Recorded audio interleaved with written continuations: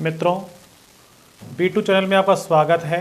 मैं डॉक्टर विनोद गौतम आपके लिए आज बौद्ध धर्म का एक विशेष टॉपिक लेकर आया हूं।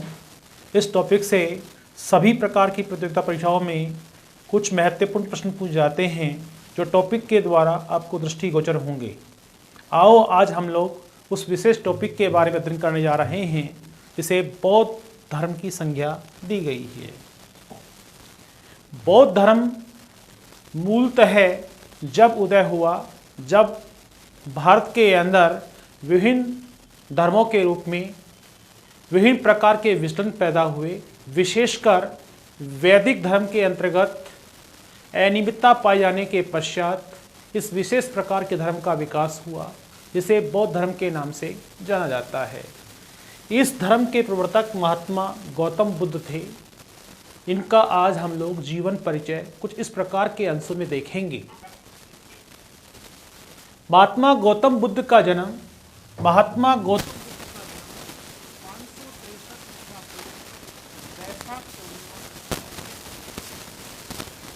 इस महान व्यक्ति का जन्म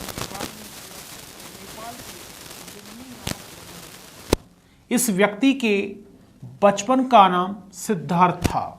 जैसा कि आपको विदित है कि जैन धर्म के अंतर्गत महात्मा गौतम बुद्ध के पिता का नाम सिद्धार्थ था और यहाँ महात्मा गौतम बुद्ध का नाम सिद्धार्थ है। गौतम बुद्ध के पिता का नाम महाराज शुद्धोधन था और यह कपिलवस्तु गणराज्य के प्रधान शासक थे। महात्मा गौतम बुद्ध का जन्म जिस महान स्त्री से हुआ इसे महामाया के नाम से जाना जाता है।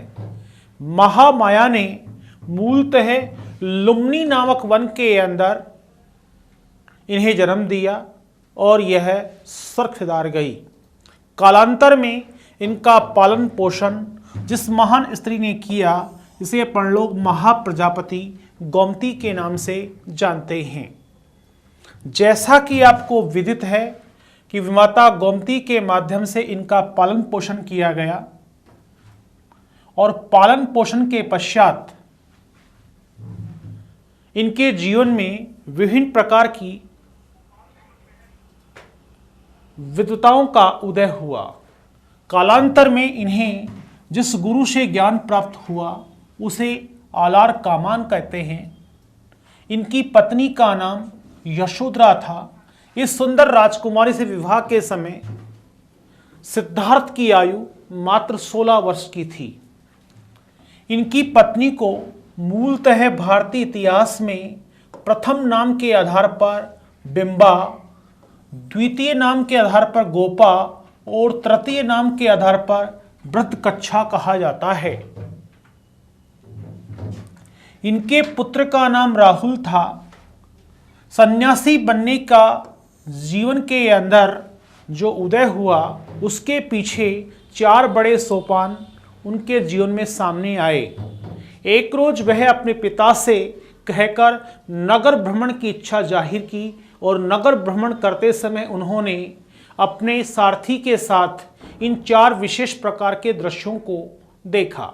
वह दृश्य कुछ इस प्रकार से थे कि वृद्ध व्यक्ति, बीमार व्यक्ति, मृतक व्यक्ति, ऑब्लिक शव यात्रा और चौथा व्यक्ति है सन्यासी व्यक्ति।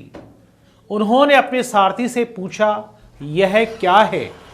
उन्होंने कहा प्रथम अवस्था के तहत यह व्यक्ति की अंतिम अवस्था है जिसे प्रत्येक प्रकार का व्यक्ति अपने जीवन काल में प्राप्त करता है। उसने कहा यह क्या मनुष्य विभिन्न प्रकार के कष्टों के कारण इस ऋण अवस्था को प्राप्त होता है।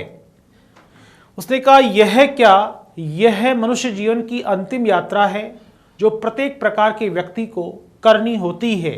उसने कहा यह क्या, तो उसने कहा कि यह बहुत प्रसन्न है, इसे जीवन से कोई मोह नहीं है। इस वर्ण को ही मूलतः सन्यासी कहा जाता है। महात्मा गौतम बुद्ध के जीवन के परिशिष्ट के अंदर यह बात तय हो गई कि उन्होंने अपने जीवन के अंदर संन्यास धारण करने का विकल्प धारण कर लिया। वह अपनी पत्नी के साथ अपने जीवन काल के बहुत से वर्षों तक ग्रस्त आश्रम का सुख भोग रहे थे। अचानक उनके जीवन के अंदर गृह त्याग का विचार आया और गृह त्याग की अवस्था को बौद्ध धर्म के अंदर महानिष्क्रमण के नाम से जाना जाता है। महात्मा गौतम बुद्ध ने 29 वर्ष की आयु के अंदर मूलतः वैराग्य और गृह त्याग को आधार दिया। कहा जाता है कि महात्मा बुद्ध ने अनोजमा नदी के किनारे मूलतः गृह त्याग की अवस्था को आधार दिया। सबसे पहले उन्होंने सिर का मुंडन किया और सेकंड काष्यापत्र वस्त्र, इसे बोलते हैं भगवा वस्त्र धारण कर कर उन्होंने वैराग्य को आधार देने का कार्य किया।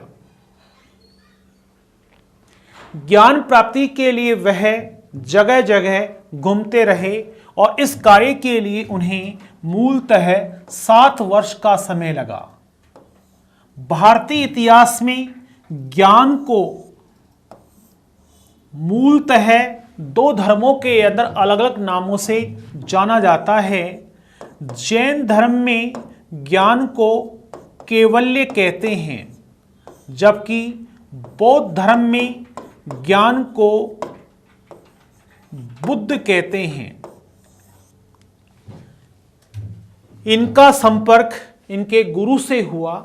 इनके गुरु का नाम आलार कामान था। यह सांख्य दर्शन के प्रमुख आचार्य थे। इनकी प्रथम मुलाकात वैशाली में हुई।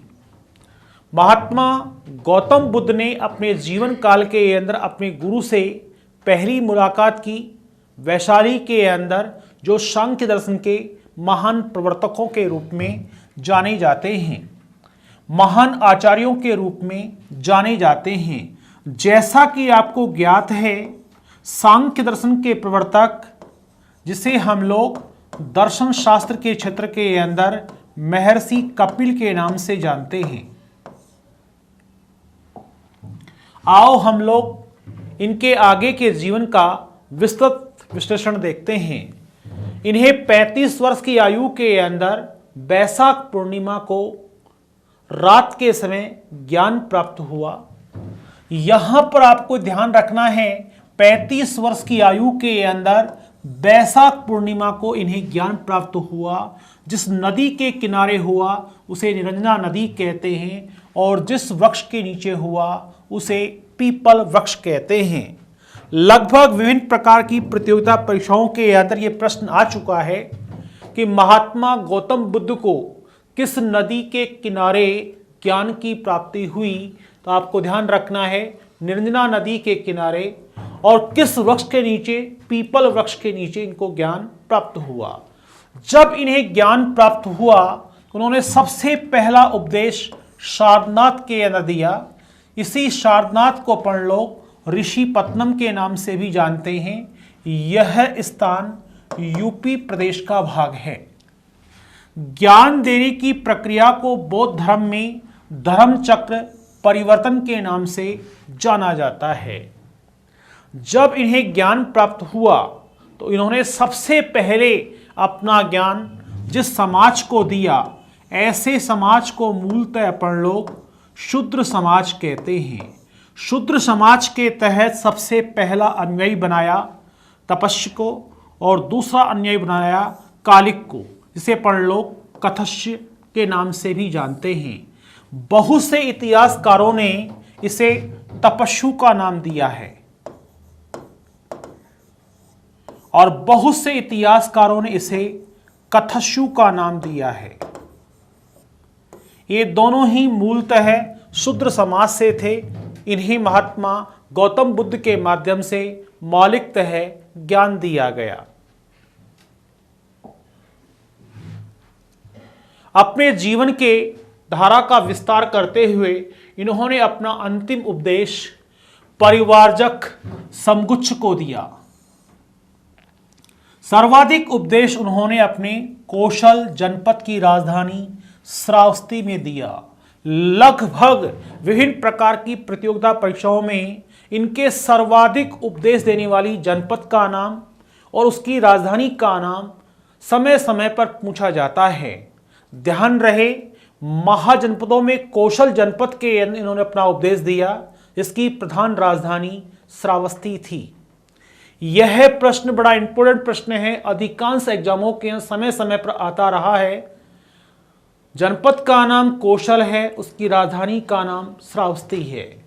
बौद्ध धर्म के अनुयायी शासकों के रूप में जिन्होंने इस धर्म को विस्तार दिया, उसमें सबसे पहला नाम आता है बिंबिसार का, प्रसेनजिन का, उदयन का और बिंदुसार का। भारत के इतिहास में इन महान शासकों ने बौद्ध धर्म को विशेष संरक्षण प्रदान किया और यह संरक्षण की धारा इन शासकों के माध्यम से आगे बढ़ाने का कार्य किया गया। आओ देखते हैं हम लोग महात्मा गौतम बुद्ध के महान शिष्यों के रूप में सबसे पहले हम लोग जिस शासक का नाम गिनते हैं उसे अपन लोग उपालिक कहते हैं। दूसरे के रूप में आनंद का नाम आता है। आनंद ने संघ के यह सबसे बड़ी बात कही, स्त्री प्रवेश की। बुद्ध संघ के तहत स्त्री प्रवेश की सलाह देने वाले महात्मा गौतम बुद्ध के जिस शिष्य का नाम दृष्टिगोचर होता है उसे आनंद के नाम से जाना जाता है। बौद्ध संघ का गठन इन्होंने मूलतः जहां किया उसे सारनाथ उत्तर प्रदेश कहते हैं। यह प्रश्न विभिन्न प्रकार की प्रतियोगिता परीक्षाओं में कई बार पूछा गया है। बौद्ध संघ का गठन भारत में कहां हुआ, तो क्या लिखेंगे आप लोग? सारनाथ उत्तर प्रदेश लिखेंगे। बौद्ध संघ में प्रवेश करने वाली पहली महिला थी, इसका नाम था महाप्रजापति गौतमी। दोस्तों आपको ये ध्यान रहना चाहिए कि महात्मा गौतम बुद्ध द्वारा चलाया गया गौतम बुद्ध संघ के तहत सबसे पहले प्रवेश करने वाली उनकी विमाता थी। इन्हें पढ़ लो, महाप्रजापति गौतमी के नाम से जानते हैं। महाप्रजापति गौतमी ने इनका लालन पालन किया, इसी कारण से यह गौतम कहलाए।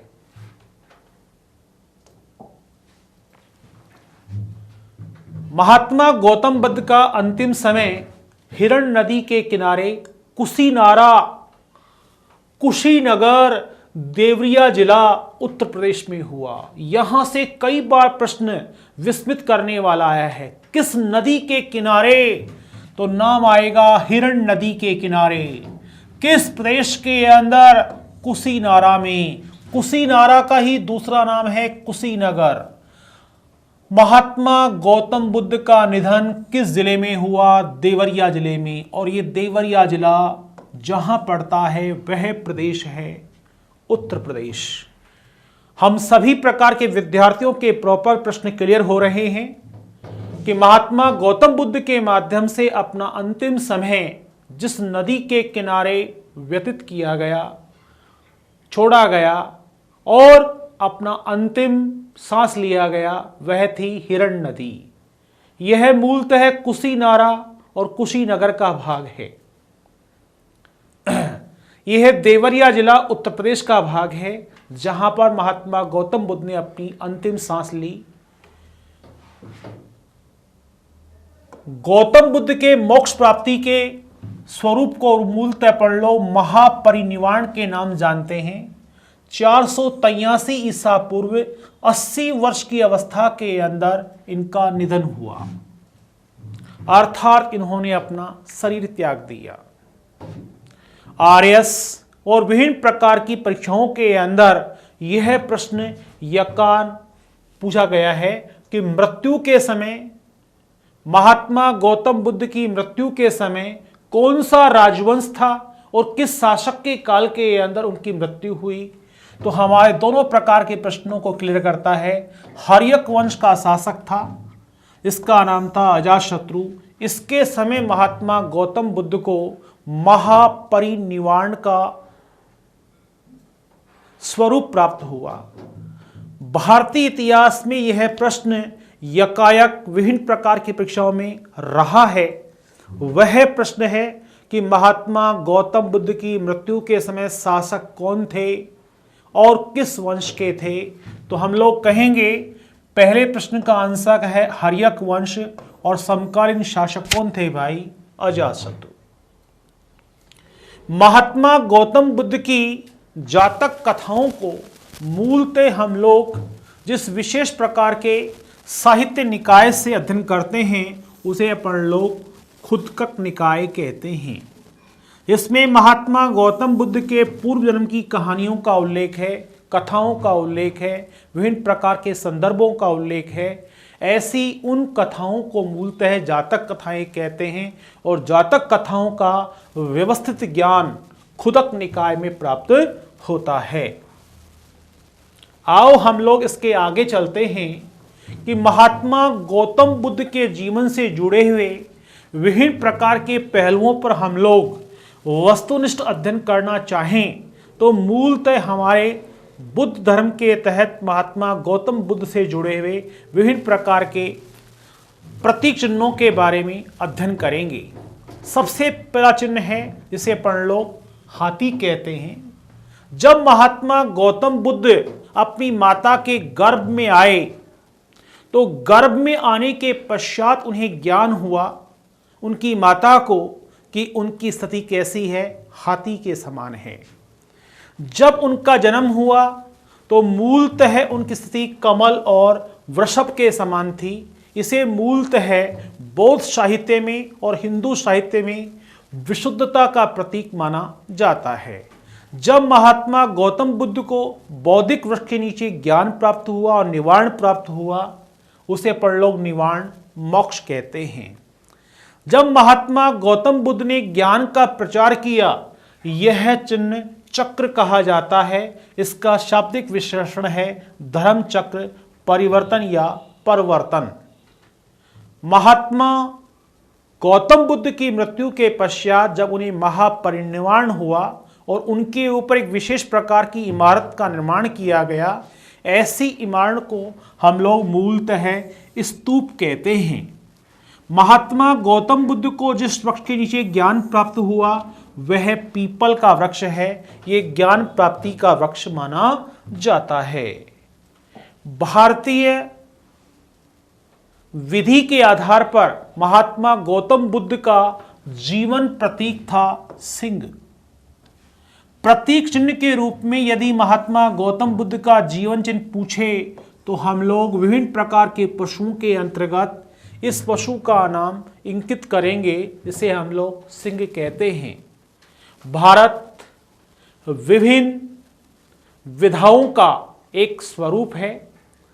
महात्मा गौतम बुद्ध के जीवन से जुड़ी हुई लता और पुष्प के आधार पर उन्होंने जो संदेश दिया है वह देश की संस्कृति और खुशहाली का प्रतीक है।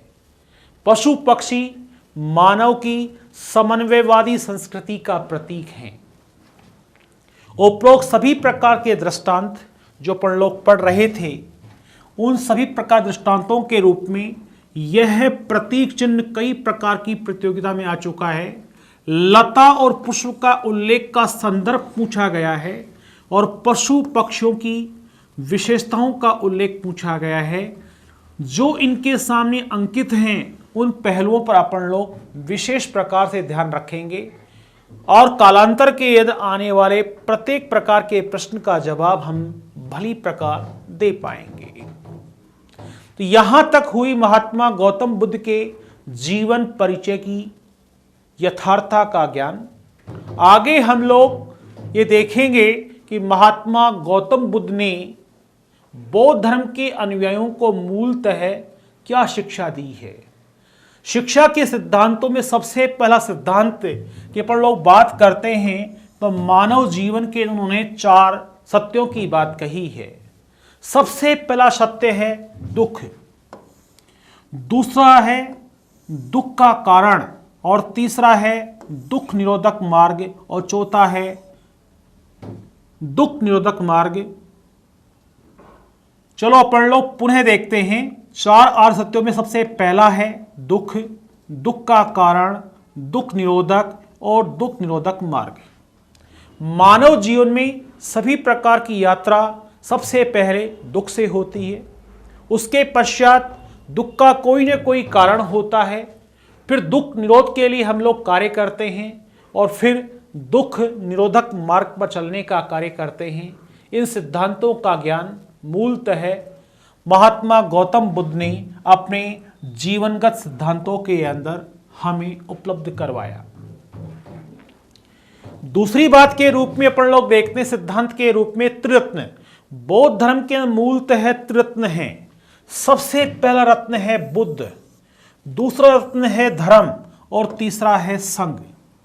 जैसा कि आपको विधिवत मालूम है कि जैन धर्म में भी त्रिरत्न होते हैं। किस धर्म में भाई? जैन धर्म में। और जैन धर्म के त्रिरत्नों के तहत हम लोग मूलतः इन्हें गिनते हैं: दृष्टि, आचरण और ज्ञान।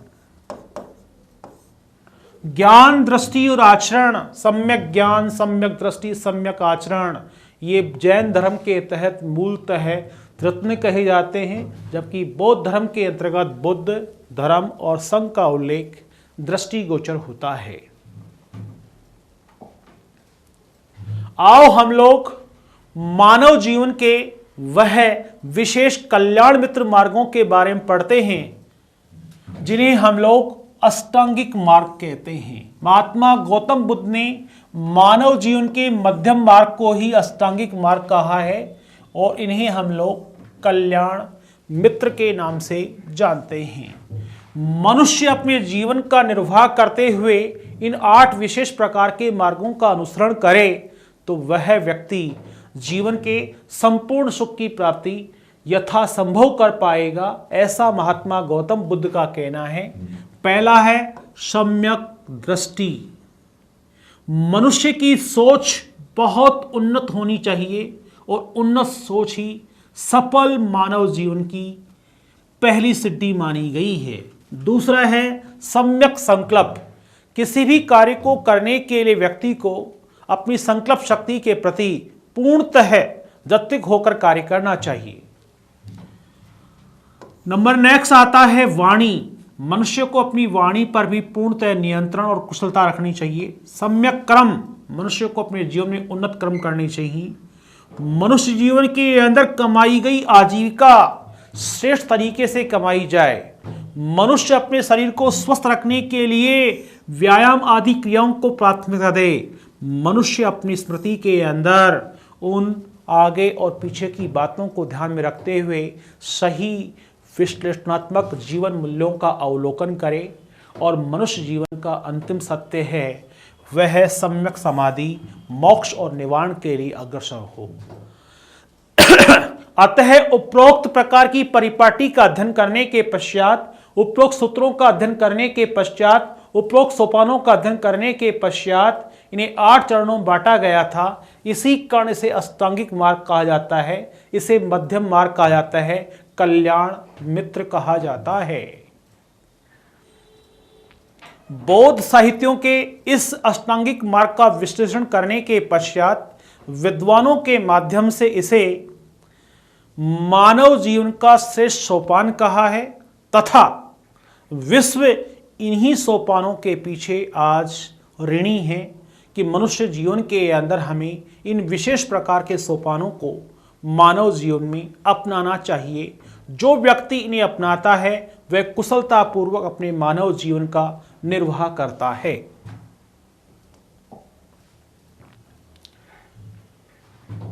बौद्ध धर्म का साहित्यिक विश्लेषण करते हैं तो हमारे यहां पर बौद्ध धर्म के मूलतः जो साहित्य कहे जाते हैं उन साहित्यों को हम लोग त्रिपिटक के नाम से जानते हैं। इनका शाब्दिक विश्लेषण है ज्ञान की टोकरी। अगर एग्जाम में प्रश्न आता है त्रिपिटक शब्द का शाब्दिक अर्थ है तो क्या लिखेंगे आप लोग? ज्ञान की टोकरी लिखेंगे।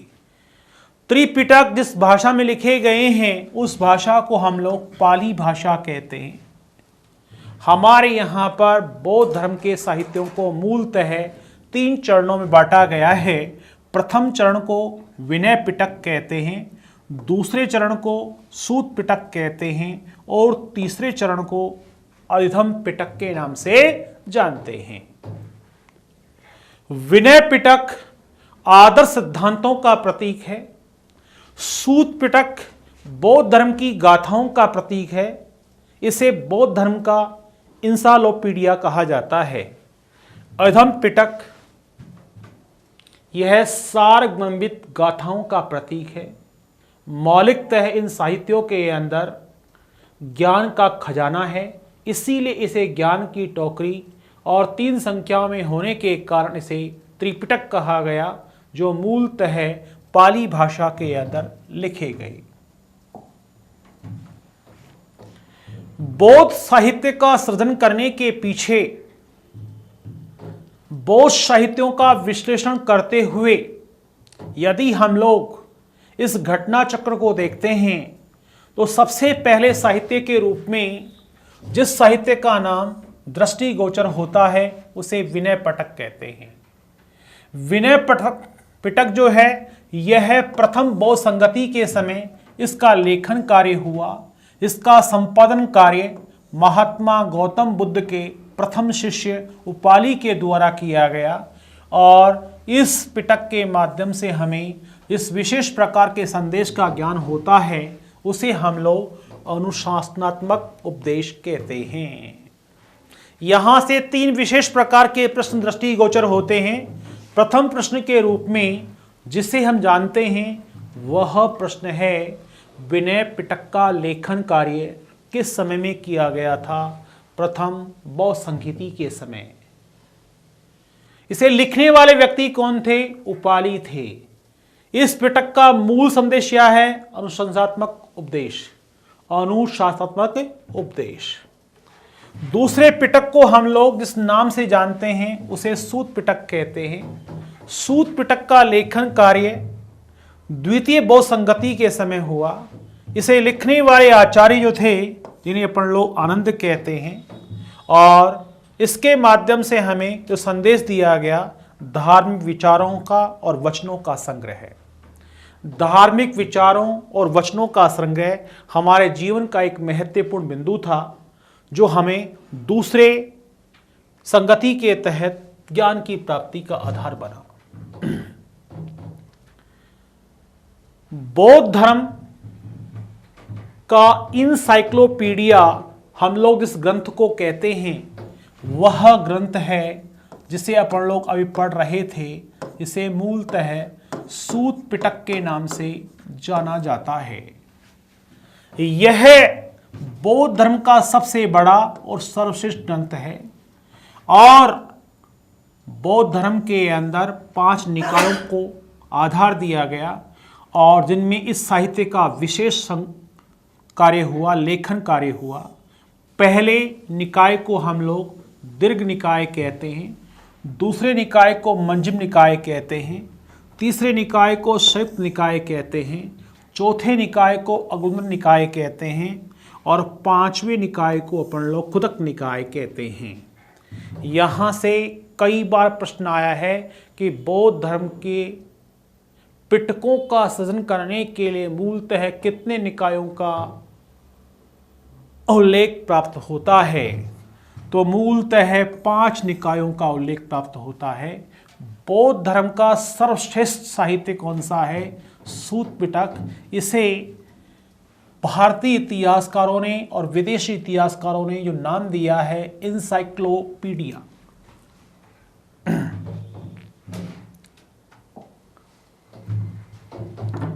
ये आपका तीसरा पिटक है जिसे अपन लोग अधम पिटक कहते हैं।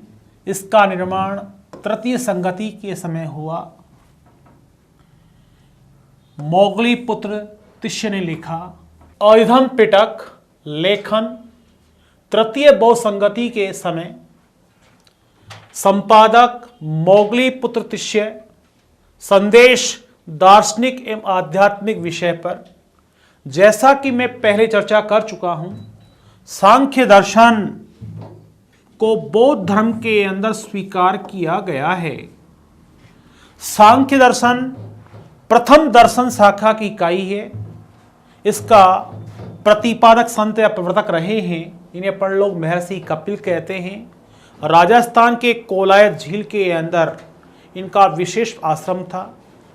मूलतः राजस्थान के अंदर महर्षि कपिल की जन्मभूमि तपोभूमि के नाम से चर्चित है। भारतीय दर्शन शाखा के तहत मूलतः 6 दर्शन हैं। इसमें सबसे पहला दर्शन है सांख्य दर्शन। इसे बौद्ध धर्म में स्वीकार किया गया है। आओ हम लोग अब अपने बिंदु को वापस रिवाइज करते हैं।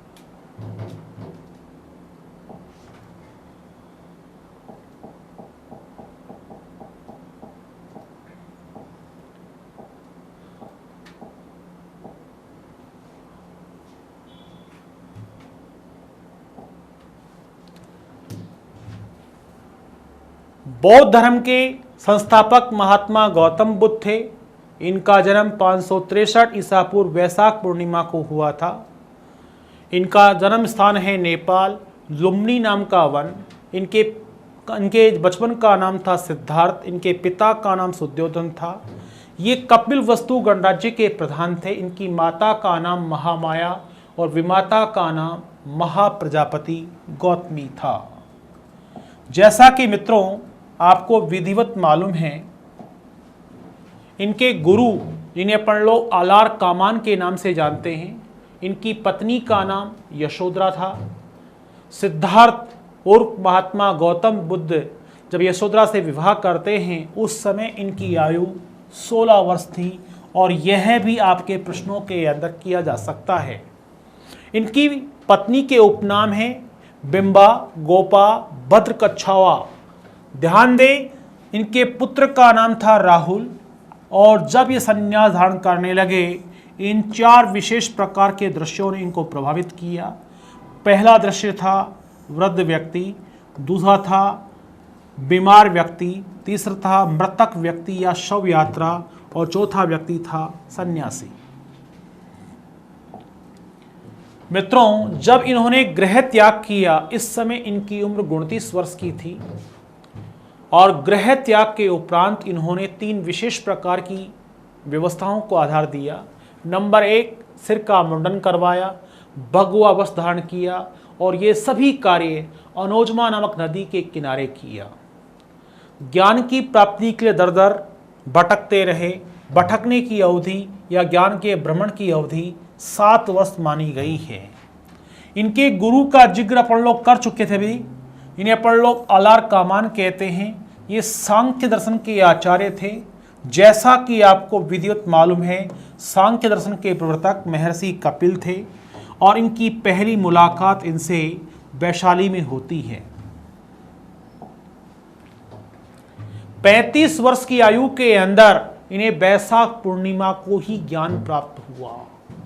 ध्यान रखें मित्रों, इनका जन्म वैशाख पूर्णिमा को हुआ था और इन्हें ज्ञान भी वैशाख पूर्णिमा को ही प्राप्त हुआ था। जिस नदी के किनारे हुआ उसे निरंजना नदी कहते हैं। जिस वृक्ष के किनारे हुआ, जिस वृक्ष के नीचे हुआ उसे अपन लोग पीपल वृक्ष कहते हैं। इन्होंने अपना पहला उपदेश सारनाथ में दिया, इसे अपन लोग ऋषिपत्तनम कहते हैं। ये यूपी का अंग है। ज्ञान देने की प्रक्रिया को धर्मचक्र परिवर्तन कहते हैं। इनका सबसे पहला अनुयायी शूद्र समाज से था। इसे अपन लोग तपस्यु या कालिक या कथस्यु आदि उपनामों से जानते हैं। अंतिम उपदेश इन्होंने अपने जीवन के अंदर जिस व्यक्ति को दिए उसे हम लोग परिवारजक समकक्ष कहते नाम के नाम जानते हैं। इन्होंने अपना सर्वाधिक उपदेश कौशल जनपद में दिया जिसकी राजधानी श्रावस्ती थी। बौद्ध धर्म का प्रसार करने में जिन विभिन्न प्रकार के महत्वपूर्ण शासकों का नाम दृष्टिगोचर होता है, इसमें पहले में नाम आता है बिंबिसार, दूसरे में नाम आता है प्रसेनजिन, तीसरे में नाम आता है उदयन और चौथे में नाम आता है बिंदुसार।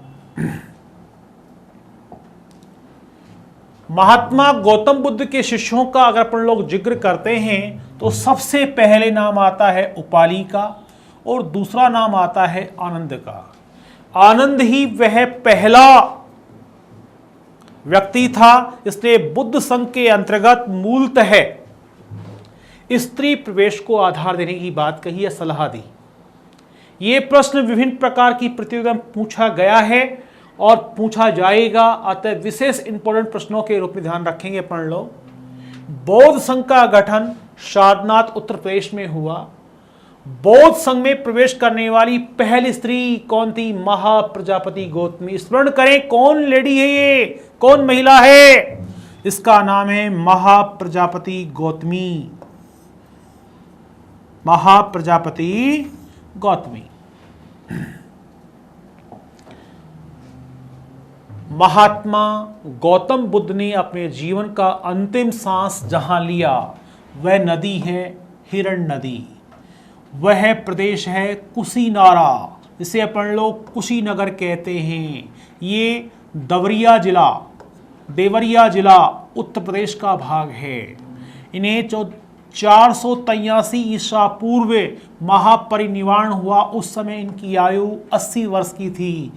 प्रत्येक प्रकार के तथ्य का विश्लेषण मैंने यहां पर विस्तार से किया है, अतः आपको प्रत्येक प्रकार के बिंदु का विशेष ध्यान रखना होगा। महात्मा गौतम बुद्ध की मृत्यु के समय भारत में प्रचलित वंश कौन सा था, शासक कौन था? हर्यक वंश, और शासक का नाम है अजातशत्रु। बुद्ध की जन्म गाथाएं जिस विशेष साहित्य में लिखी गई हैं उसे खुदक निकाय में आता है। इसमें बुद्ध के पूर्व जन्म की गाथाओं और जीवन शैली का उल्लेख किया गया है। महात्मा गौतम बुद्ध के जीवन से जुड़े हुए ये निम्नांकित तथ्य हैं। हाथी गर्भ में आने का प्रतीक है। कमल वृषभ जन्म की विशुद्धता का प्रतीक है। अश्व महाविनिष्क्रमण ग्रह त्याग का प्रतीक है। बौद्धिक वृक्ष निवारण और मोक्ष का प्रतीक है। चक्र धर्म चक्र परिवर्तन का सूचक है। स्तूप महापरिनिर्वाण मृत्यु के पश्चात बनने वाली इमारत का प्रतीक है। पीपल ज्ञान की प्राप्ति का वृक्ष है। सिंह महात्मा गौतम बुद्ध के जीवन का प्रतीक है। लता पुष्प देश की संस्कृति और खुशहाली का प्रतीक है। पशु पक्षी मानव की समन्वयवादी संस्कृति का प्रतीक है। बौद्ध धर्म में 4 आर्य सत्य हुए हैं। पहले सत्य को दुख कहते हैं, दूसरे को दुख का कारण कहते हैं, तीसरे को दुख निरोधक कहते हैं, चौथे को दुख निरोधक मार्ग कहा जाता है। बौद्ध धर्म के मूलतः त्रिरत्नों का विशेष उल्लेख प्रमाणित होता है। बुद्ध, धर्म और संघ। बुद्ध, धर्म और संघ। जैन धर्म में भी त्रिरत्न होते हैं, दृष्टि, आचरण और ज्ञान। मानव जीवन की जीवन शैली से जुड़े हुए ऐसे उन मार्गों का महात्मा गौतम बुद्ध ने ज्ञान करवाया जिन्हें अपन लोग अष्टांगिक मार्ग कहते हैं। मध्यम मार्ग, इसे कल्याण मित्र मार्ग कहा जाता है। नंबर 1 सम्यक दृष्टि, सम्यक संकल्प, सम्यक वाणी, सम्यक क्रम, सम्यक आजीविका, सम्यक व्यायाम, सम्यक स्मृति, सम्यक समाधि। इन सभी प्रकार के 8 मंत्रों का सूत्र अष्टांगिक मार्ग कहा जाता है। इसे मध्यम मार्ग कहते हैं। इसे कल्याण मित्र मार्ग भी कहा जाता है। बौद्ध साहित्यों के रूप में जिस विशेष प्रकार के साहित्य को अपन लोग जानते हैं उसे त्रिपिटक कहते हैं। त्रिपिटक शब्द का शाब्दिक अर्थ है ज्ञान की टोकरी। यह मूलतः पाली भाषा में लिखे गए साहित्यों को मूलतः 3 भागों में बांटा गया। पहले भाग को विनय पिटक कहते हैं, दूसरे भाग को सूत पिटक कहते हैं और तीसरे भाग को अधम पिटक कहते हैं। प्रथम भाग को विनय पिटक कहते हैं, दूसरे भाग को सूत पिटक कहते हैं, तीसरे भाग को अधम पिटक कहते हैं। विनय पिटक प्रथम बौद्ध संगति के समय लेखन कार्य हुआ। इसका संपादन कार्य उपाली नामक व्यक्ति ने किया जो महात्मा गौतम बुद्ध के प्रथम शिष्य थे। संदेश इस पिटक के माध्यम से अनुशासनात्मक उपदेश देने का था। ये सेकंड पिटक है, इसे पढ़ लो सूत पिटक कहते हैं। ये द्वितीय बौद्ध संगति में लेखन कार्य हुआ। संपादन अनंत के द्वारा किया गया। संदेश धार्मिक विचारों का और वचनों का संग्रहण करने का रहा है। विशेष बौद्ध धर्म के सूत पिटक साहित्य को विभिन्न प्रकार के वैज्ञानिकों ने शोध करने के पश्चात, इतिहासकारों ने शोध करने के पश्चात इनसाइक्लोपीडिया का नाम दिया है। इनसाइक्लोपीडिया सूत पिटक को कहा जाता है। यह पिटकों की संख्या में सबसे बड़ा है और सर्वश्रेष्ठ ग्रंथ है। मूलतः बौद्ध धर्म के रूप में इन साहित्यों का सृजन करने के लिए मूलतः 5 निकायों का निर्माण किया गया। पहला है दीर्घ निकाय, दूसरा है मध्यम निकाय, तीसरा है संयुक्त निकाय और चौथा है अंगुत्तर निकाय और पांचवा है कुतक निकाय। इन पांचों प्रकार की निकायों का मौलिक उद्देश्य है साहित्य को बहुत सुंदर और समग्र आधार देना। तीसरे नंबर के पिटक को पढ़ लो, अधम पिटक कहते हैं। ये तृतीय संगति के समय, समाज के समय लिखा गया। मोगली पुत्र तिष्य ने लिखा। संदेश दार्शनिक और आध्यात्मिक विषय का विश्लेषण करना मूल विषय रहा। जैसा कि आपको विधिवत मालूम है कि बौद्ध धर्म के तहत दर्शन क्षेत्र के अंदर जिस दर्शन को स्वीकार किया गया है उसे बौद्ध दर्शन कहते हैं और इसे बौद्ध धर्म में स्वीकार किया। इसके प्रतिपादक महर्षि कपिल थे। इनका प्रधान आश्रम राजस्थान के कोलायत बीकानेर में है। कोलायत बीकानेर में है। मूलतः दर्शन वैदिक साहित्य के माध्यम 6 भागों में बांटे गए हैं। इनमें पहले दर्शन को पढ़ लो, सांख्य दर्शन उपनाम से नहीं वास्तविक नाम से जानते हैं।